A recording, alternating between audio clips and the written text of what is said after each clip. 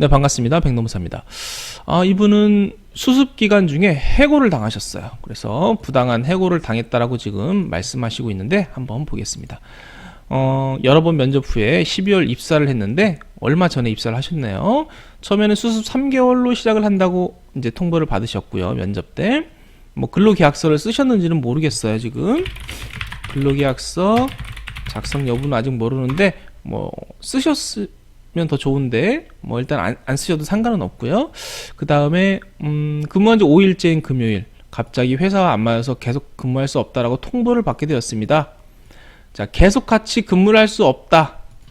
이게 이제 해고 통보라면 해고를 당하신 게 맞고요.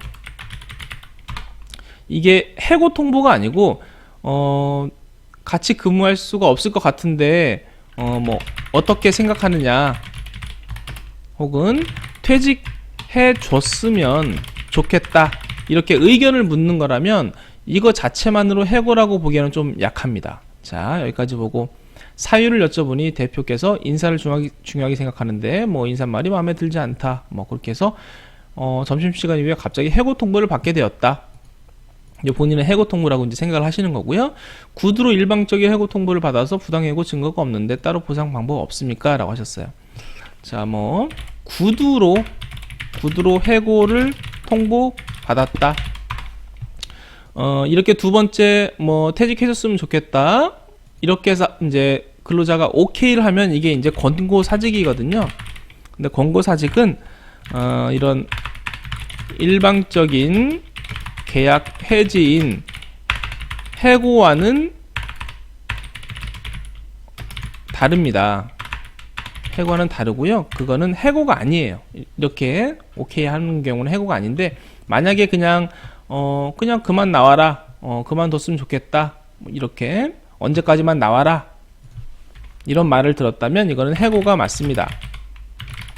그리고 더군다나 이 해고를 구두로 해고 통보를 했어요. 자, 일단 우리가 생각해야 될 거, 해고를 당했다고 하면 첫 번째 생각해야 될 게 부당해고 구제 신청이라는 게 있어요. 부당해고 구제 신청, 말 그대로 내 해고가 부당해고이기 때문에 이거를 구제해 주십시오라고 이제 신청하는 건데 이거는 지방 노동위원회에 하는데 해고일로 3개월 이내 신청을 하실 수 있으세요.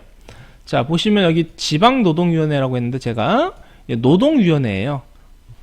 자, 우리가 흔히 알고 있는 노동청이 아닙니다. 고용노동청이 아니고요. 노동위원회라고 있어요. 이거는 내부에 검색을 해보시면 좀 도움이 되실 것 같고 여기에다가 부당해고 구제 신청을 할 수 있는데 자, 안타깝게도 이게 모든 사업장이 해당이 되는 게 아니에요. 상시 5인 이상 사업장에서만 이렇게 부당해고 구제 신청을 하실 수 있으세요. 자, 그러면 5인 미만 사업장은 어떠냐? 5인 미만 사업장은 이 신청을 하지 못합니다. 신청 자체를 신청을 못함. 그냥 각하라고 해서 아예 그냥 다퉈보지도 못하고요. 그냥 받아들이지를 않습니다. 그래서 5인 미만 사업장에서 이렇게 해고 당하신 거라면 어쩔 수가 없으시고요. 5인 이상이라면 부당해고 신청을 하실 수 있다. 뭐 증거는 뭐 나중에 이제 다툴 문제인데요.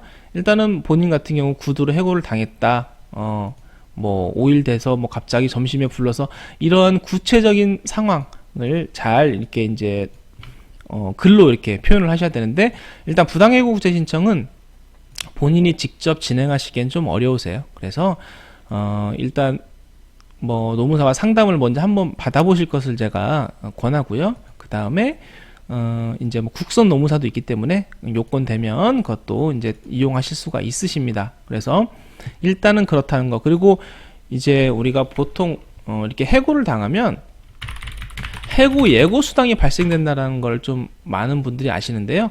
해고 예고 수당은 해고를 한 달 전에 통보받지 못한 경우, 자, 이분 금요일날 갑자기 뭐 이렇게 말씀을 들어서 다음 주부터 나오지 말라라고 만약에 했다면 한 달 전 예고가 아니죠. 뭐 일주일 전 예고, 뭐 3일 전 예고, 하루 전 예고 아니면 즉시 예고가 되는 건데 이런 경우 해고 예고 수당이 발생이 되는데 이게 법이 또 개정이 됐죠. 그래서 이것도 또 해당이 안 되시는 상황이에요. 이분 같은 경우. 왜 그러냐면 해고 예고 수당은 3개월 미만 근로자는 적용하지 않아요. 그래서 지금 한 5일 정도 근무하신 것밖에 없기 때문에 이거는 또 해당이 안 되십니다. 자, 그럼 결론을 제가 내면은요. 자, 결론. 먼저 상시 5인 이상이다. 그러면 부당해고 구제 신청 하시면 되고, 해고 예고 수당은 청구 모담이고요. 자, 두 번째, 상시 5인 미만이다 라고 하면 부당해고 구제 신청도 못하고 해고 예고 수당도 청구를 못합니다. 그래서 이런 경우가 가장 안타깝죠. 네, 아무것도 뭐 하실 게 없으세요. 근데 뭐 5일 근무했으니까 5일에 대한 임금 당연히 이제 전액 잘 지급이 돼야 되고요. 만약에 뭐 근로계약서 미작성했으면 근로계약서 미작성에 대한 신고는 또 따로 하실 수는 있습니다. 네. 그래서 일단은 제 영상 보시고 또 어디 뭐 가까운 곳에 노무사 사무실이 있으면 방문해 보시고 그리고 5인 이상 해당이 되면 아까 제가 처음 말한 이 노동위원회에다가 전화도 한번 해보시고 그래서 준비를 하시는 게 좋을 것 같습니다. 네, 여기까지 하도록 하겠습니다. 감사합니다. 참, 그리고 제가 너무 이제 해고 자체에 대해서 제가 자세한 얘기를 안 해드렸는데요. 일단 이렇게 구두로 해고를 당하면 부당 해고라고 보시면 되고요. 그 다음에 구두로 만약에 해고를 안 당하고 뭐 서면으로 해고를 통보를 받았다라고 하더라도 뭐 수습기간이라고 해서 해고를 함부로 하실 수 있는 게 아닙니다. 해고는 수습기간이라고 하더라도 정당성을 가져야 되는데요. 이 정당성이라는 게 굉장히 좀 까다로워요. 그래서 그냥 우리가 보통 웬만하면 정당하지 않다라고 생각하시면 돼요. 일단은 방금 전에 말한 것처럼 구두로 해고하면 무조건 절차적 정당성을 가지지 않아서 부당해고가 되고요. 그 다음에 뭐 회사에 이제 해고 절차가 있다면 그 절차를 모두 지켜야 돼요. 근데 그렇게 지키지 않았다? 역시 이것도 부당해고가 되는 거고, 그 다음에 이제 사유의 정당성이라고 해서 지금 사유가 뭐 그냥 인사가 마음에 안 들어서 뭐 해고했잖아요. 이런 경우는 거의 뭐 부당해고라고 보시면 되죠. 그래서 해고 사유가 또 정당해야 되는데 이런 거는 뭐 생각해 볼 필요도 없을 것 같습니다. 그래서 일단 5인 이상 사업장이 맞으면 네, 부당해고는 거의 맞는 것 같으니까요. 노동위원회 한번 전화해 보시고 또 노무사와 또 대면 상담도 해 보시기 바라겠습니다. 감사합니다.